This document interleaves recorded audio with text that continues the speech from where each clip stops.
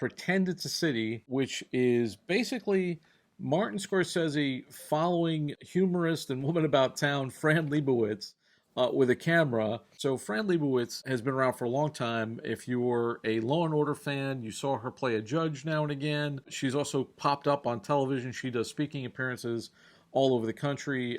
She is a sort of a modern day Oscar Wilde type figure essayist. She's a little bit of a deep cut kind of character.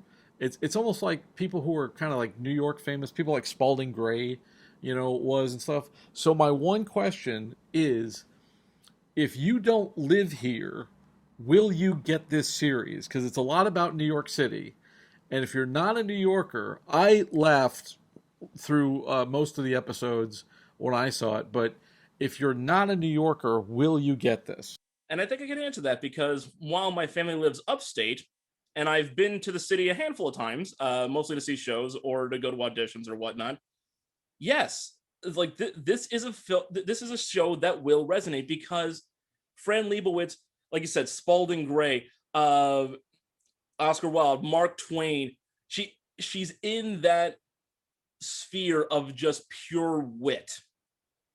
And she often makes appearances on Bill Maher's show, which is filmed out here in LA. She was actually on the show just a couple of weeks ago promoting this series. And even if you're not a New Yorker, what you can appreciate is her attitude, her blunt honesty, and her sense of humor. I think of her as another version of George Carlin at times. Slightly less foul-mouthed, but that was his shtick. And it's this idea of sage-like blunt wisdom and honesty, where you don't care who you offend. You're not trying to offend anybody, but you're just observing something and immediately reacting to it in a way that's funny.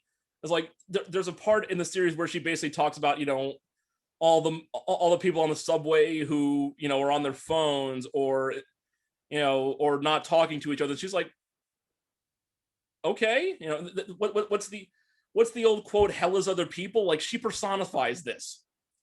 She shows us like how you can be a deeply humanist thinker while hating humanity. She's interesting too because she's something of a Luddite. She doesn't have a smartphone. Yep, she has no technology of any kind. And which she covers, she's very much into books. She's an avid reader. What I loved about it was the camaraderie between her and Scorsese, and like sort of his love for her. He just seems to adore her and laughs at everything she says. And then there's segments where she's on stage with people like Spike Lee, and and Spike Lee, he is also one of those very honest type of people. And she's so quick. Like, she's one of those people who, like, if you will never get one over on Fran Lebowitz. The best one I remember, someone from the audience is asking a question like, "Are you suffering from?" Yes, just. Yeah, yes. I'm just going to interrupt you and say, whatever you're saying, yes, I suffer from it. It's like, because that's the human experience. That's what we all do. For someone who doesn't live in New York, there may be moments of disconnect when she's like truly like just laudatory about the city itself, like the plaques in the sidewalks and the architecture, and that may lose you in a couple of spots, but that's just a person expressing love for their home.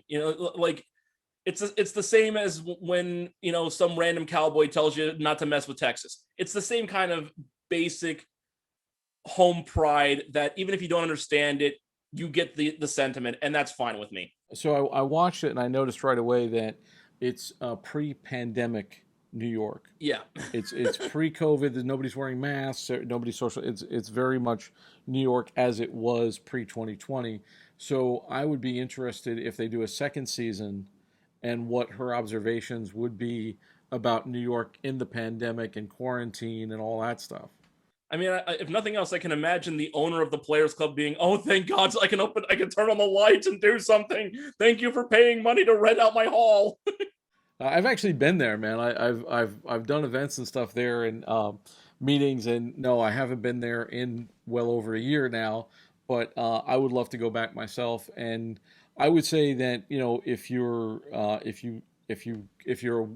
dig wit, if you dig quick wit and people who are whip smart and have like a sharp edge to them, and and if you're, especially if you're a New Yorker, this is a must see for me. And the thing is, like I said, I've only been in New York, in the city, a handful of times, but I've had that sense of awe about Grand Central Terminal that she has. I've seen the human flow of Times Square just like she has. And yes, the last time I was there to go to a show, I actually I tried to avoid Times Square on my way back just to not deal with it. I was like again, this happy curmudgeon is how I would deem her.